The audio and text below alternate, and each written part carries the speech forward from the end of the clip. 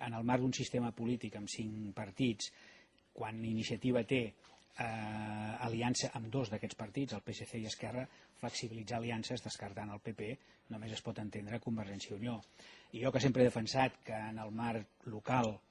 hem de donar predominància als pactes d'esquerres, però no s'ha d'excloure perquè el món local és molt divers, acords per exemple en Convergència i Unió, i de fet hi ha ajuntaments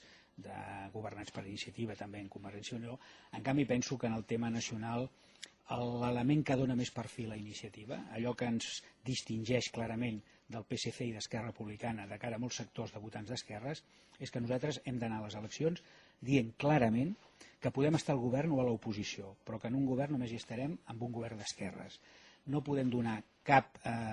oxigen a especulacions de pactes en Convergència i Unió. En aquests moments, i Convergència i Unió, jo crec que en el proper cicle electoral